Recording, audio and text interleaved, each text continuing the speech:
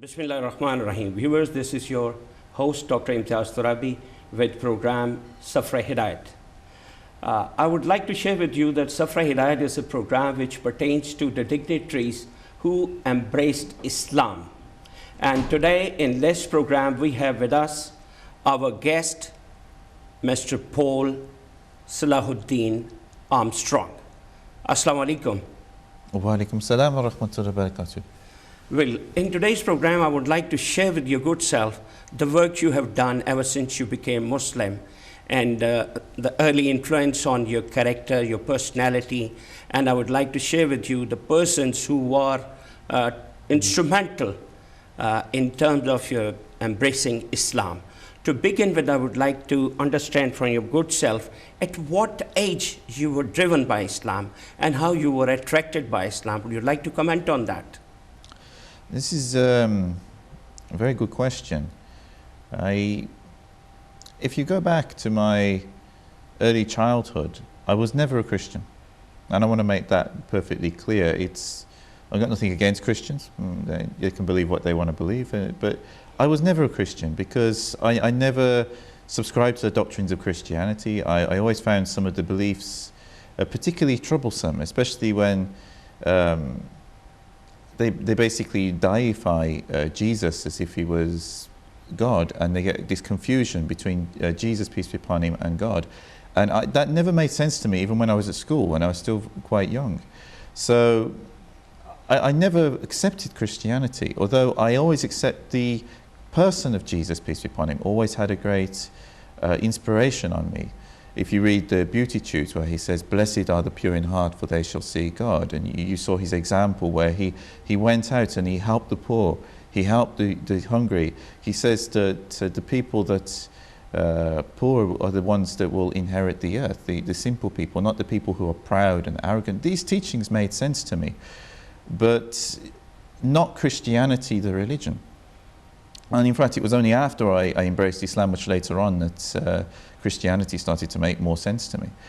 But even when I was at school, I remember I was asked by a teacher, and it was probably, I don't remember exactly, I think it was early in my middle school, and I was asked in an RE class to draw God, because all the class were asked to draw their God. And you had other people who were drawing like a Father Christmas-like picture in the sky, and other people who were drawing their own impression of what God must be like. Just the very question never made sense to me. And even as this young child I was at the time, I actually drew trees and flowers and a sun with a face on it. And the teacher asked me, "Paul, why are you not listening to me again? Why I asked you to do something and you haven't done it." I says, "You asked me to draw God. How can I draw God? I've never seen God." You know, yes. I says, "But God made all of these things. And behind the trees and the flowers and all of this," a bit like nowadays, I would literally use the word veil, behind the veils of this world. But I didn't understand, I couldn't use that kind of eloquence back then. But as a child, I says, behind the trees and the flowers and the sun and all these things, there is God. And we can't see him, but we know he's there because of all the things that he's made. That's right. So I can derive from your discussion that how you were driven towards Islam. Well, from this, one can surely see that my belief has always been what we would call in Islamic circles Tawheed. Basically the oneness of God. So it was a natural progression when I actually discovered Islam for me to become interested in it. Although I was put off for a few years from embracing it because a lot of the examples of Muslims that I met gave me completely the wrong impression of what Islam was. But you know, when you discover a good thing, you just can't keep away from it. And when I discovered the Holy Quran, and started, I kept it in a shoebox, and I kept going back to it and reading a bit more. And then I thought, no, if I become this religion, I'm going to have to give up a load of things and change my life upside down. And of course, you can imagine, you know, Muslims always told me the most severe way to become a Muslim rather than making it easily to be understood and making sense. So I thought the worst. But ultimately, I kept returning back to the Quran. And I had a New International Version of the Bible as well. And I'd try and read that, but I could never get into it. Honest to God, I could never get into reading the Bible. And it's peculiar now because I actually do read the Bible an awful lot, especially for a Muslim. And it makes sense to me, but the key to understand it was the Quran. And I kept returning back to the Quran and reading this Muhammad Marmaduke pictorial translation of the Quran. It was the first translation I owned. And the Quran made sense to me. But what didn't make sense was I read things in the Quran and then I looked at Muslims. I thought, no, Quran is a wonderful book. What the Quran says is true, it makes sense. But why am I not seeing this in the people who are saying that they're following it? And that question has perplexed me ever since. But ultimately, I couldn't deny the Quran because the Quran is true. That's right. So, after going through your website, I was amazed to see that ever since you became Muslim, you are affiliated with various organizations, NGOs. Would you like to put light on that as what your role is there and what they are all about? For instance, this association, which is Association of British Muslims, to whom you are the co-director. Would you like to put light on that as what are the functions of that association and what is your role there? The Association of British Muslims was originally founded in 1889 as the English Islamic Association in Liverpool. Although now obviously it's a nationwide organisation that is based in London. And it's been going ever since. There's been times when, I mean, any organisation that's over 100 years old is more than 100 years. Yeah, there's going to be times when it's going to be more busy, and there's going to be times when it went into quieter periods. And I mean, up until a few years ago, it was going through a quieter period. But my colleague Mohammed Abbasi and myself contacted Sheikh Dawood Rosaoin, who's the Emir of the organisation, and asked him how we could, get involved and be of assistance in promoting the organisation and what it stood for, which were, very good goals of basically looking beyond sect, trying to bring Muslims together in a community in this country that is more connected, that sees beyond our ethnic backgrounds, but actually tries to implement the ideals and principles of Islam in our day-to-day lives and build a better society.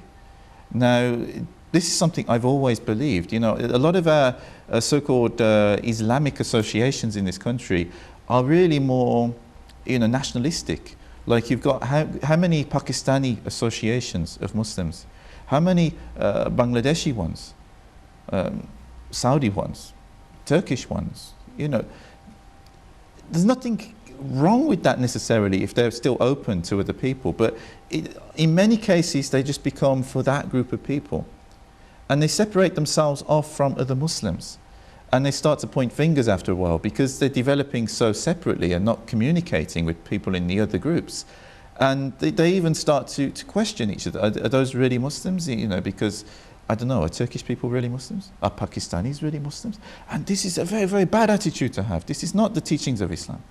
And so, although we're called the Association of British Muslims, it's not because we're trying to promote some kind of a British Islam, but anybody who's settled in this country, or the people that are indigenous to this country, are British.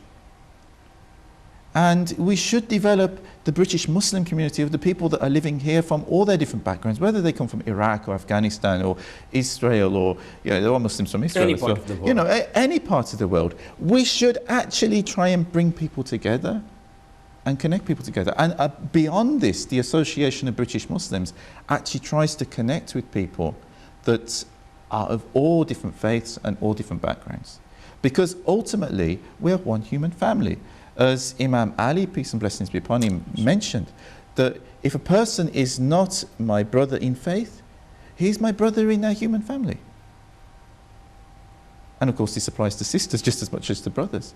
So it's like this is an essential wisdom that I think we are losing and we're forgetting.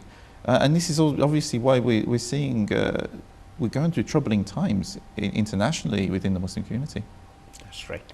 Would you like to share with us, since you had been trustee of one of the organizations known as BME, what is all about? And the BME United is a black minority ethnic organisation. So basically it's for ethnic minorities. And I was asked if I could become a director of this organisation. Now, I was already very busy with the Association of British Muslims, so unfortunately I'm not able to contribute as much as I would like to the work that they do. But they asked me on board basically as a kind of advisor and as a contact. So yeah, I took on board to be one of the trustees of the organisation. That's great. So I read a great deal about your Sufi association, which is Furuna. Would you like to put light on that? What is dealing with? Well, long before I was involved with the Association of British Muslims, going back to, just trying to think now. Got to be going back to 2007 or before that. I think even before that there was a group of us that were meeting for like prayers, meditation, fellowship, and group of Sufis. Actually, we were different tariqas as well, which is unusual because you often get people that they belong to a particular tariqa and they also get a bit protective of their tariqa and they're not mixing. But it's mainly something that is organised between myself and Robin Keane, who's a Muslim in Wolverhampton who's quite active in Sufism. And he's a student of Maulana Sheikh Nazim, whereas I'm a student of Sheikh Sufi Muhammad Abdullah.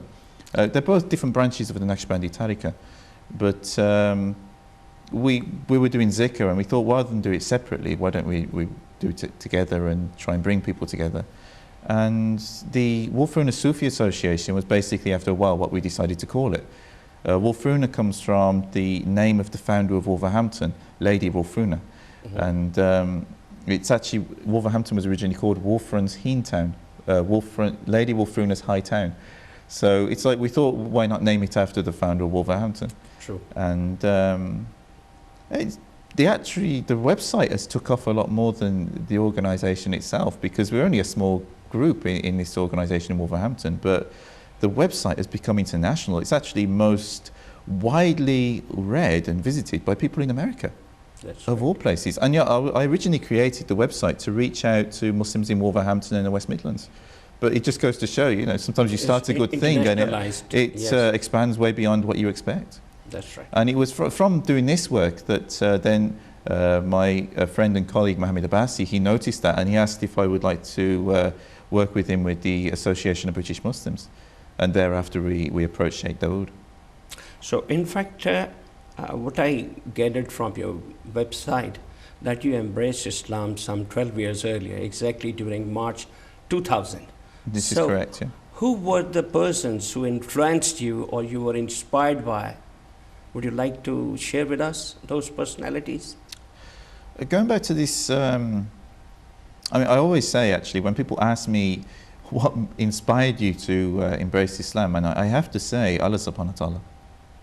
Allah subhanahu wa ta'ala. More than any person, because if it wasn't that this was something that Allah subhanahu wa ta'ala kept inspiring me to come back to, it wasn't the example of Muslims, I'm sorry to say.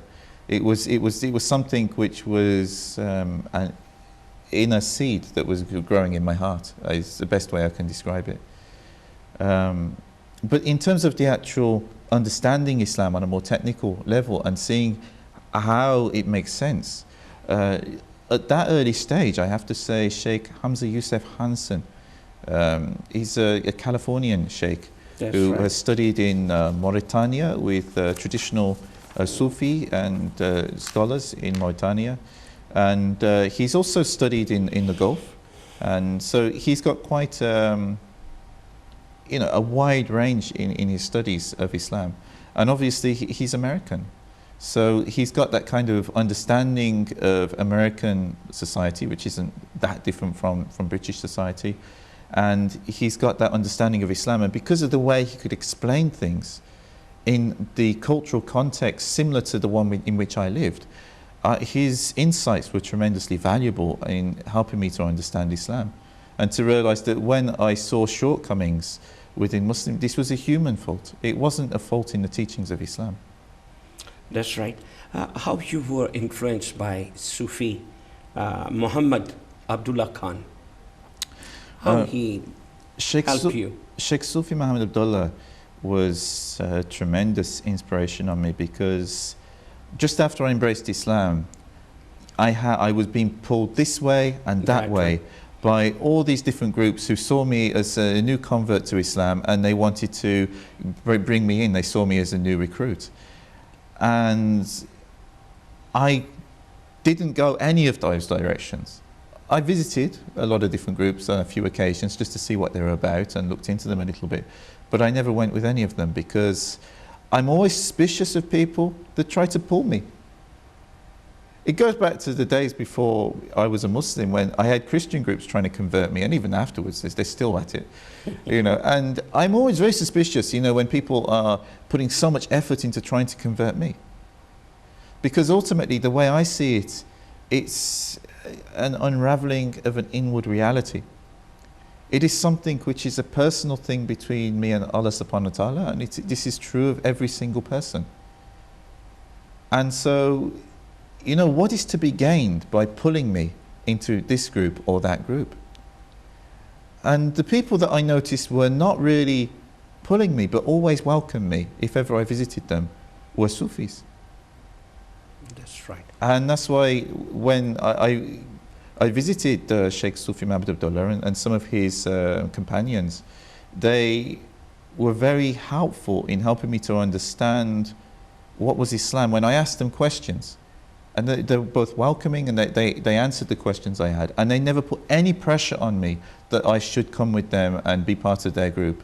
But they always welcomed me. And there's something in that approach which I found supremely beautiful.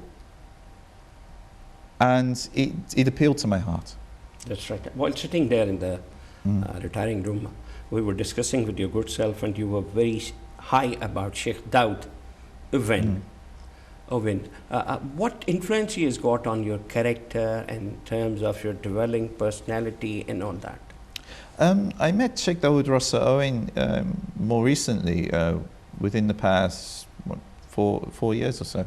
So it's like, obviously this is a later influence on my life, but from the very first time I had contact with him through Facebook, of all things, and then later on when I actually met him in person, I was always impressed by his tremendous insights and knowledge. I mean, he embraced Islam back in the 1960s. And, you know, he's also a war veteran, a bit like Sheikh Sufi Abdullah. They both served in the British Army. And so he's a very brave man. Must be, you know, to be able to fight in a war.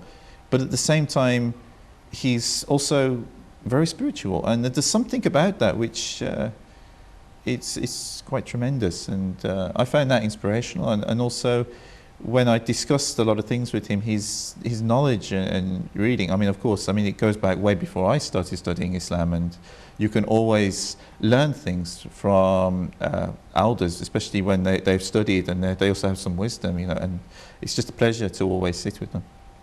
Well, I would like to share with you your personal collection about Quran. How did you find this book, the Holy Book Quran? As you mentioned that it's full of wisdom. What is your personal perspective about the teachings of Quran? The teachings of Quran, or sorry, you were saying how did I discover it first? Yeah.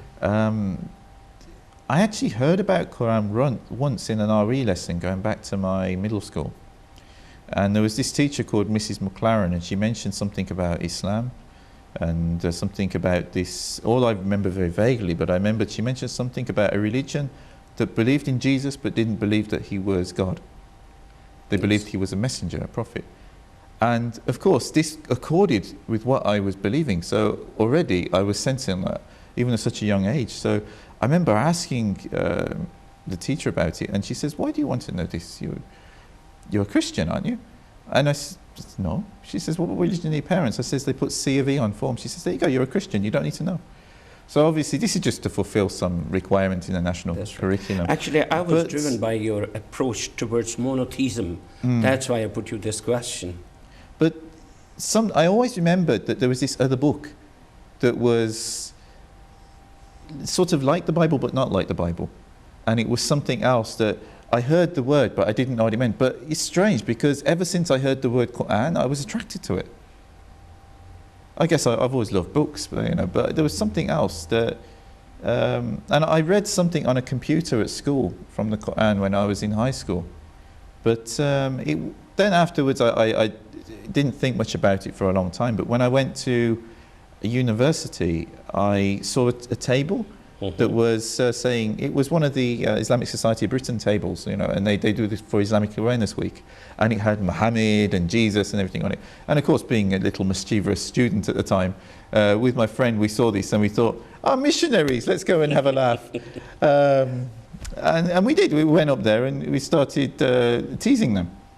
But after a very short time, I actually started listening, because they were very friendly, and they offered me a free book as well. They offered me a free copy of the Quran. That's where I actually got my copy of the Muhammad Marmaduke Pictorial translation of the Quran. And that stayed with me for a very long time, until I actually passed it on to another friend who was also a seeker. And that was very crucial, actually, in me reading the Quran and starting to discover what it says. But ever since I first read Quran, it made sense to me in a way which the Bible never did, which is also quite strange, because a lot of people that I talk to from like British background, they tend to say that they don't get the Quran because it's not in chronological order. It doesn't read like any other book, yet for some reason for me it appealed. I think it's because basically the Quran is like raw advice from God. And there's something about that it had a profound impact on me. That's right. I would like to know from your good self, since you have done great study of various Imams, when I talk about Imams, I talk about Imam Malik, Imam Ghazali, Imam Bukhari, and two Imams from the Holy Prophet's family, one Imam Ali and one Imam Zainul Abidin. We'll talk about these two later. First, I would like to know from you, what did you learn about Imam Bukhari? Hadith? Mainly, Imam Malik and Imam Bukhari were the compilers of two very, very important hadith collections. And of course, Imam Malik also was the founder of one of the madhabs of Islam. So he's very crucial in his understanding of fiqh. And in many respects, my sort of understanding of fiqh is probably more Maliki than anything else. Although I don't rigidly say, I'm just this school of thought and, reject the others. I don't take that approach at all, because we can learn a tremendous amount from all of the great Imams. But there's something about the way that he compiled the Muwatta, and it's a very easy way to approach things, as opposed to others where you have to read vast volumes in order to even start to understand some of the more simple things. Whereas his approach was far more straightforward. Muwatta's not that big, and it's a very good start. I do highly recommend it for people that, if they just come into Islam, or they're interested in Islam and they want to look into hadiths, rather than starting with the larger collections of Bukhari and Muslim. Makes far more sense to start with the Muwatta, and then obviously later on research these other collections as well. Right. What would you like to say about Imam Bukhari's collections and work he's done? How do you elaborate on that? Well, they're obviously useful, but I don't really know what it is that you're asking me, other than, he's obviously very important for the history of Islam, and he compiled a certain amount of hadith. I'll tell you what is one of the most striking things, though, is how many narrations of hadith that he received but he rejected. And even the ones that he incorporated in his hadith collection, he actually had notes with them originally. And sometimes when they publish the collections of Imam Bukhari, they don't publish the notes with it that explains exactly how this hadith is supposed to be, the context and why he included it. And sometimes people, they'll just get a hadith from this collection, quote it completely out of its original context. And maybe, you know, some of them he just included for reference purposes, because rather than discard something, you know, sometimes it's better to record it, and record it with the qualification as to why it's been recorded. But it's not meant to, that you frame your whole Islam around this particular hadith. Another thing which I think is quite important regarding the hadiths is that we actually read them in the context of the Quran. Whereas a lot of people, they try to read the Quran in the context of hadith when they don't even know the context of the hadith. Now there's a danger in this, because when we do this, we can actually completely warp out of its true meaning the message of the Quran, which in many cases is straightforward, and end up following a hadith which may even be da'if, sorry. It's not an authentic narration, or it's just a narration by one person, and then framing our whole way of understanding around that hadith, and it can make us very narrow-minded and extreme in a perspective. And I think this is a tremendous danger, and I see some very sincere, I'm not saying they're not sincere brothers and sisters who make this mistake, but I see a lot of them make this mistake, and I think we really have to return more to the Quran. And when we understand the Quran, then qualify the hadith by the Quran, because the Quran itself says that this is the criterion between right and wrong.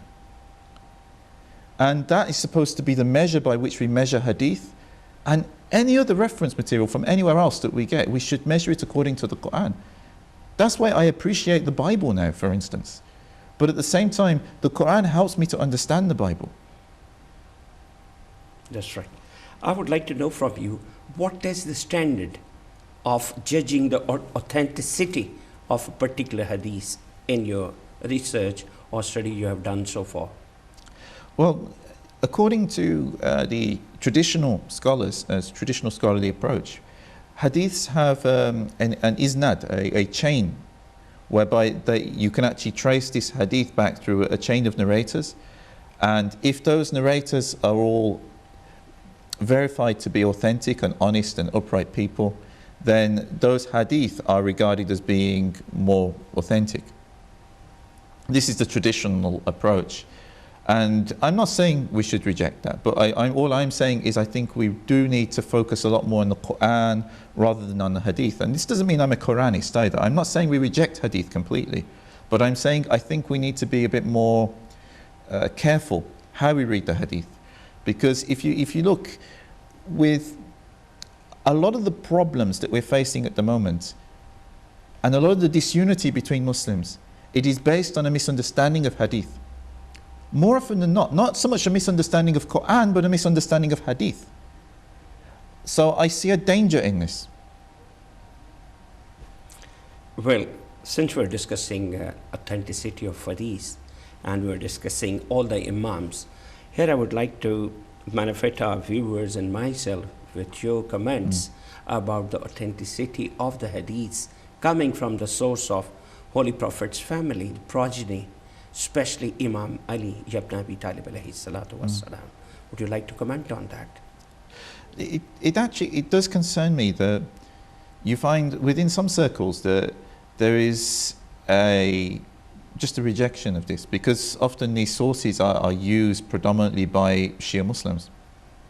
And I think this is a mistake, because again, if we apply the logic that I was just illustrating with regards to approaching the hadith by cross-referencing it with the Quran and understanding it through the Quran, then why not apply that same logic to sources such as the Nahj al-Balagha or the collections by Zayn al-Abidin, may Allah bless them? That makes more sense. And I think if we approach it that way, then the Quran says that this is the criterion between which we can distinguish what is right and what is wrong. Then each person who does that will be able to see what is right and what is wrong. And I don't think anything more needs to be said on the matter. That's right. To your understanding, which is the more reliable source when we talk about various imams narrating hadiths and compiling hadiths? Do you think that the progeny of Holy Prophet and the household of Holy Prophet are more reliable, and they can be relied upon in terms of the authenticity of it the depends hadith. on, obviously, which generation we are talking about. Because obviously there's a lot of people today who are That's regarded right. as Sayyid. I'm talking about the first generation, just after the Well, Holy Prophet. if you're talking Imam about Ali ibn Abi Talib alayhi salam. Oh, Then Imam Zain al-Abidin. I'm just focused on two Imams, which you have studied.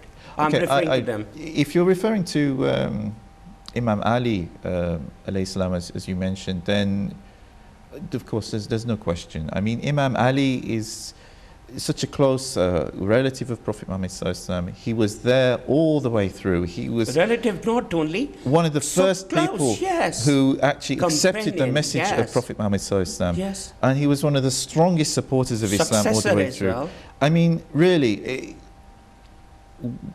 all Muslims, regardless whether they are Sunni or Shia, really do need to recognize that Imam Ali Rank. is the rank of Imam Ali. Yeah, it's tremendous.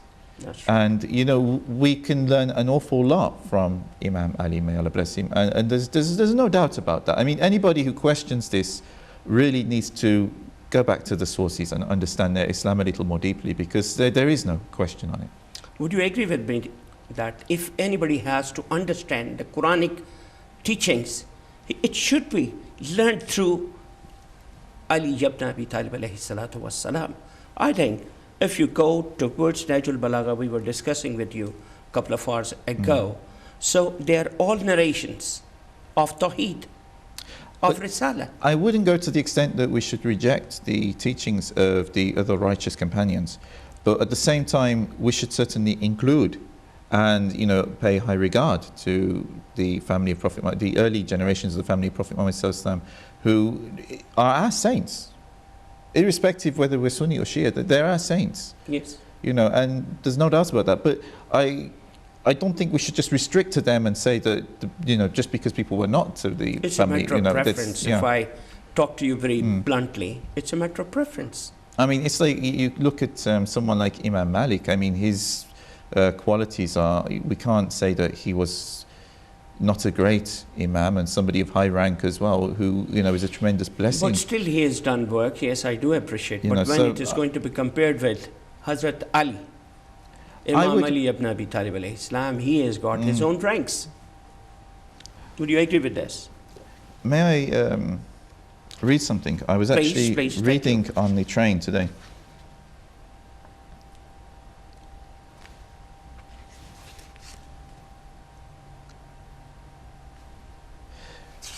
Okay, here we go. The whole truth is a conjunction. Al-Quran, Qarana, as the whole revelation, and not a discrimination, Al-Furqan, a chapter of the Quran, i.e. a part. One who is firmly established in his knowledge of the conjunction does not dwell on the discrimination. For the former, Al-Quran, includes the discrimination, the chapter, both aspects in their apparent opposition and not vice versa. It is for this reason that the Quran, the union of the two aspects, was vouchsafed to Muhammad and his community, which is the best granted to mankind. This is from the Bezels of Wisdom by Ibn Arabi, a very good book if anybody wants to read it. And what Ibn Arabi is talking about is that the Quran is a whole, and it is also chapters. A lot of people are focusing on these chapters, these divisions, and they're not focusing on the whole. Totality. And this is the mistake as an ummah that we are making today. We are focusing on what differentiates rather than what unites. I would rather not compare between people who are great, because this is where the division comes. But I think we should respect those people who are seen to be great and understood to be great, They need to be irrespective, respected, you know. Yes. And obviously the rank of the Prophet Muhammad sallallahu alaihi wasallam's family, especially the early generations, is very high, and we should all pray for them and ask blessings upon them. This is the Sunnah. That's right. Now I would like to know from your good self about Sahifa Sajadiya, since you have studied that. So would you like to comment on that, especially with relevance to supplications from Imam Sajjad alayhi salatu wassalam? I found it immensely profound when I read the prayers which are contained within this group and this book and the poetry which is contained therein. I mean, it does remind me tremendously of a lot of the Sufi readings that I've read. It's tremendously spiritual. I highly recommend that people read the Sahifa if they can. Sahifa Kamila. Yeah. If you go through that, have you seen that he talks very high of Tawheed? He talks very high of Tawheed. Nobody can match his eloquence of, I'm talking about the saints of his time, Imam Ali Zain al-Abidin's time. Nobody comes closer to him. But of course, I mean, this is the very essence of Islam. I mean, sure. you know, all of the true saints and scholars of Islam have always taught very highly of Tawheed. But it is a tremendous work, and I do recommend people read it. That's right. What you'd like to comment on the work done by the progeny of Holy Prophet for the cause of Islam after the demise of Holy Prophet? Well, obviously, this is something which, again, I think, on the one hand, first, before we really look deep into the history of Islam, I think we have a lot of healing to do today between different groups of Muslims. Because at the moment, I mean, if you see around the Muslim world, after generations when Sunni and Shia have actually been living peaceably together. I mean, it wasn't a strange thing in Pakistan that when the Sunnis would have their mawlids, that they would be guarded by Shias. And when the Shias would have their events marking the tragic events of Karbala and such ceremonies like this, you would find that Sunnis would be in the security on those days. And now this can no longer be the case because there is such distrust. Altered. And people are being radicalized on both sides by not mainstream Sunnis, not mainstream Shias, but by radical elements who are very, very fringe. And they are seeding troubles and mistrust. And this is a very, very dangerous time, I think, to be dwelling on the history and trying to prove who is right and who is wrong. Firstly, we have to have some healing and regenerate respect between these different communities, because if we don't do that, it's only going to get worse. And I'm sure all of the righteous companions of Prophet Muhammad sallallahu alaihi wasallam, both those to whom he was related and those to whom he wasn't, would want us to build healing first and build this kind of respect and respect each other's schools of thought. And then I do agree we should take another look at the history rationally, logically, yes, and analyze what happened so we can understand better what happened. That's right. That's right. Because that's there was the right approach toward history. There was some terrible tragedies that happened. The most obvious ones, of course, is the martyrdom of Imam Hassan and Hussein, and the tremendous suffering their family suffered. I mean, it is remarkable. But again, I mean, would we find today anyone in the Sunni or Shia community who would justify what they went through? No, we all sympathize. You know, yes. Any good Muslim sympathizes. That is the need of the art. So firstly, I think we need to heal and then again take another look at the history. That's right. Now I'll come back towards Islam. What is your personal perception about Islam as a religion of tolerance, peace, and equality? Would you like to say something on it? You know, a friend of mine, John Smith, he's actually a priest. And I remember one day I mentioned, some years ago at an interfaith meeting, I says, we need more tolerance. He says, no, we don't need tolerance. We need love. Love, yes, that's SubhanAllah, right. You know, One Allah says ahead, He reveals Himself through His signs. And we think that only Allah's signs are found in the Quran or, you know, but actually, the signs are everywhere in the creation. And I took this as a sign because on this occasion, what this priest said was actually correct. And this is Islamic as well.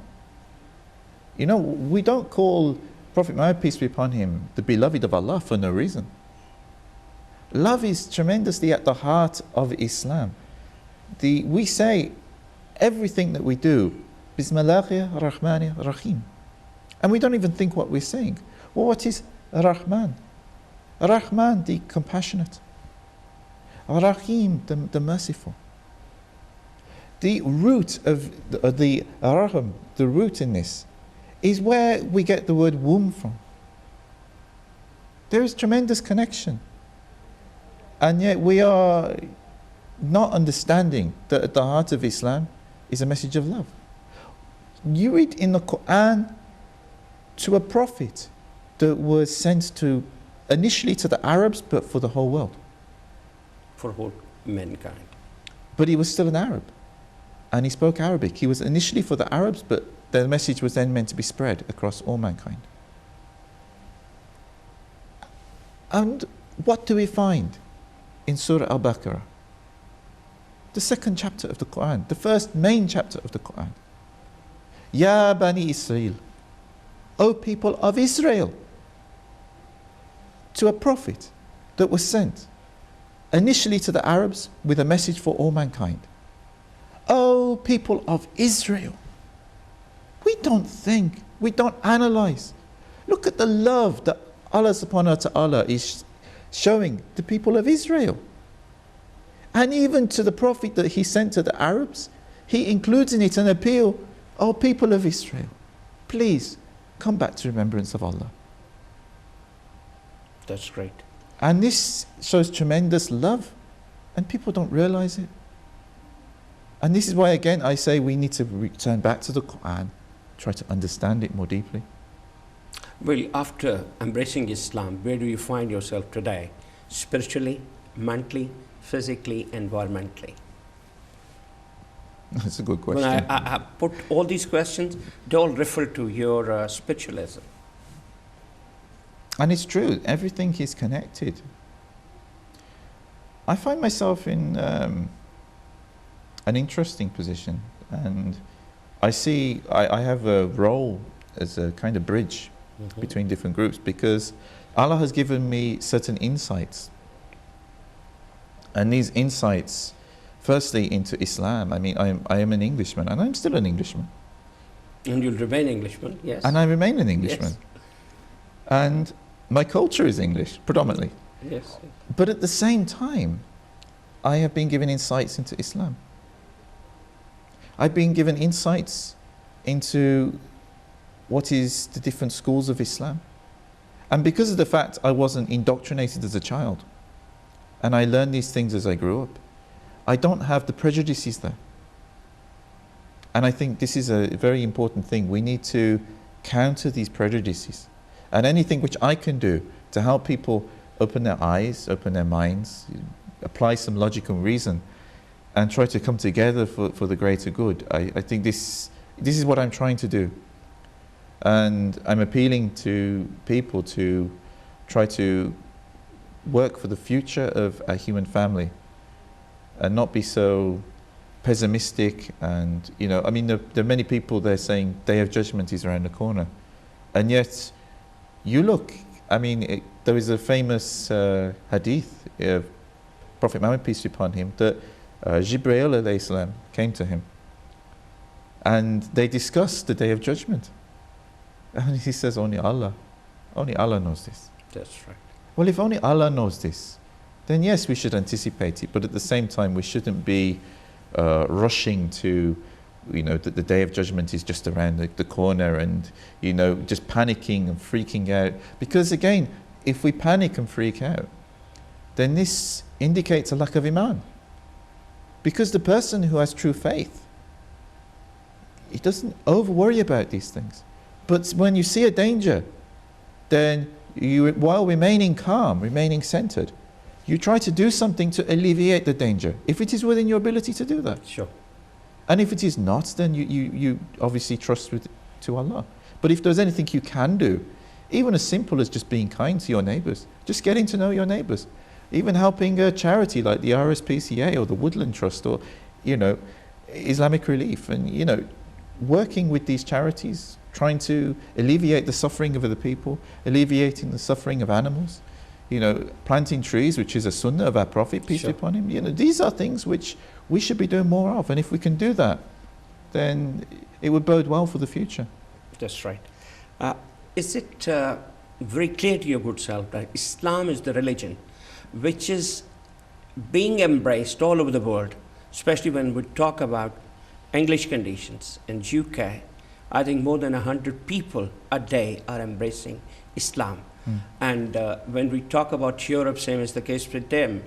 And if we talk about United States, even the proportions are very high there. Would you like to comment, what are the reasons that people are converting to Islam? Allah says in the Holy Quran that if a people are not doing His work, then He will bring other people. I think there's a lesson in this that everybody from a traditional Muslim community really needs to reflect upon. Why are so many people in Europe and America, Australia, New Zealand, South America embracing Islam? People from traditionally Christian communities, even Jewish people embracing Islam. That's great. So I would like to know from your good self how you're going to define Islam, since you have studied Islam for the last 12 years and you're living in a community which is a multicultural, multi-religion, and you are coming here a number of times for interfaith dialogues and all that. So how do you feel that Islam is going to interact with other religions, especially in the English conditions? Initially, we have to understand Islam as to what it really is, because often how a lot of people are presented Islam is they're presented a culture, and they're told this is Islamic culture. Well, look at the traditional cultures from Morocco to Libya to Egypt to Syria to Saudi to Iran to Turkey to Indonesia. They're all different, but they all have one thing in common: they're all Muslims. So it's like we firstly need to try and understand Islam beyond culture. If all these completely different cultures can come to Islam, then clearly Islam is something that transcends culture. If so many English people and American people today are embracing Islam, many of whom are retaining their own indigenous culture, then clearly Islam is not culture. And again, I think a misunderstanding partly comes from how there's a particular verse in the Quran which is often translated something along the lines of, today we have perfected your religion for you and made for you your religion, Islam. And a lot of people jump on this verse and say, see, we have to convert the whole world to Islam. And they don't mean to bring the whole world to the message of the Quran. No. They mean their understanding of Islam. Very dangerous. Because when we apply that approach, is it really Allah to whom we're inviting people to, or towards our own nafs? People do not think this. And you find many Christian groups make the very same mistake. Instead of inviting people to the message of Jesus Christ, peace be upon him, which is actually a universal message, they are inviting people to their particular sect. And Prophet Muhammad warned us that we would make all the same mistakes of the previous ummahs, and this is a clear example of it. Sure. So what we need to do is try and understand it more deeply. And when we return back to this ayat in the Quran, we find that what it really means, the word translated as religion is deen. Deen means way of life, way of being. Some people say life transaction between us and God. It's a total way of life. Islam gives you a total way of life. It's not the same meaning as the word religion in English. And when you look at Islam, the word Islam, well, when the Arabs first heard this, when Prophet Muhammad, peace be upon him, was the only Muslim, and he first was reciting these words, and the people of other religions were listening to it, standing around him, what did they hear when they heard the word Islam? They didn't think of the religion of Islam because it didn't exist then. What they heard was a word in the Arabic language, which means peace. The peace that comes through the acceptance of divine providence. So what is really being taught to us in the Quran is, today we have perfected your way of life for you, and made your way of life the acceptance of divine providence. Now, I said this on an interfaith show with people who are Christians, Hindus, other Muslim, different groups. Buddhist, I think, was there. And I said, I bet if we translated it that way, nobody in this room would disagree with it. And they all sort of nodded and looked. And yeah. That's right. So, since you have embraced Islam and you have lot many friends and acquaintances you know, they converted into Islam. So, what is your personal collection that what challenges a person after embracing Islam is confronted with in the society? Often tremendous challenges, because there isn't really much in the way of support for people who embrace Islam. And depending on their family, some families will be more accepting.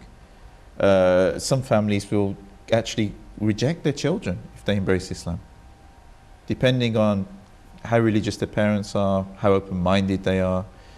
They may even reject their children, and then they're left on their own.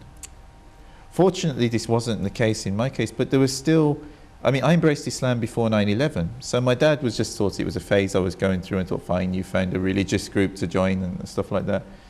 But then September the 11th happened, and it did quite naturally worry my dad, because my dad didn't know that much about Islam, and hearing on the media that Muslims were behind this, it's naturally, it worried him. And then my brother embraced Islam, within a short time of when I did. So there was some difficulty and misunderstanding, but fortunately not to the extent of what some people go through. And I've heard some cases where people, they're completely, young people kicked out of their homes upon embracing Islam. And then they go to the Muslim community, and often the Muslim community, well, sometimes people say, what Muslim community? Because yes, we have mosques and we go and pray, but as soon as people exit the mosque, they go in so many different directions. And little of the Islam seems to extend beyond the walls of the mosque. Oftentimes it doesn't extend into the walls of the mosque, but it doesn't even extend outside. So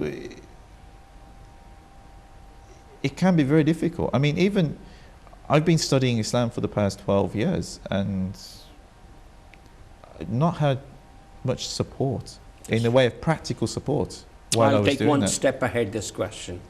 I would like to know from your good self what needs to be done to make Islam more adaptable, more acceptable, and people who accept Islam, embrace Islam, they are more acceptable in the society, even by the parents, even by the relatives.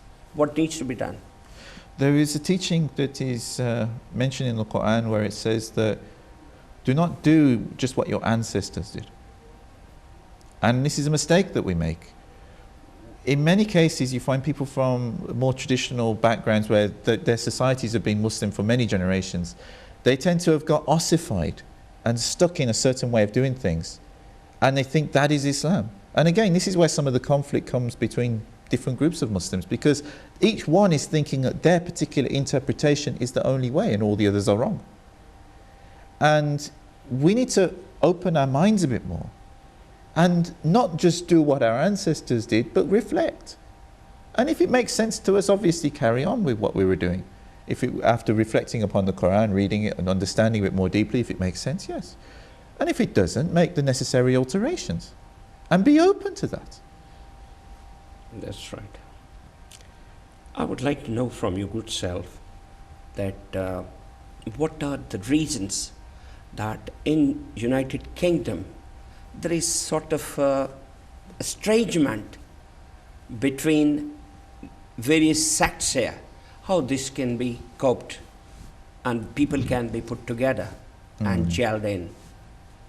Well, this is something that we're trying to do with the Association of British Muslims by having a focus. I mean, we have 10 principles, and our first principle is we accept anybody as a Muslim who says they are a Muslim, and the veracity of that claim is between them and Allah subhanahu wa ta'ala. Because ultimately, we can't look into anybody's heart. I can't look into your heart and see how good a Muslim you are.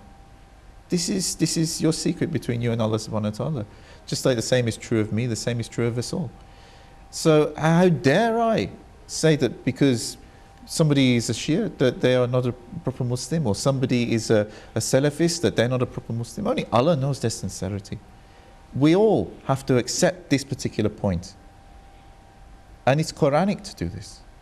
It is something from the early generations of Muslims, that anybody who said, La ilaha illallah Muhammadur Rasulullah, then they were accepted as Muslims. Unless they did something really bad, like blew up someone's house or something within the community, in which case people would question it and they would obviously be held to justice. But at the same time, unless they did something really outrageous like that, then nobody would be questioning their faith. Right. If I ask you to just comprehend Islam in terms of its benefits, its features, and as a totality, a complete system of life, how you are going to comprehend Islam? Wow. So, a complete totality of life. Yeah, it is a very deep thing. It's basically, it all starts with Iman. We have to return back to this understanding that everything begins with Iman. Because when a person develops their Iman and becomes closer to Allah and more conscious of Allah subhanahu wa ta'ala, then what will tend to happen is there will be an improvement in their actions. So basically, when there is an improvement in a person's heart, there is also an improvement in how they interact with other people, how they interact with the wider society. This is what really we need to work upon as Muslims, and also encourage people to do things which are also good for the wider society. Like I mentioned, being involved in different charitable organizations or other good works. Being of service to others is certainly a very important sunnah of our Prophet and all of his pious people who have followed in his example.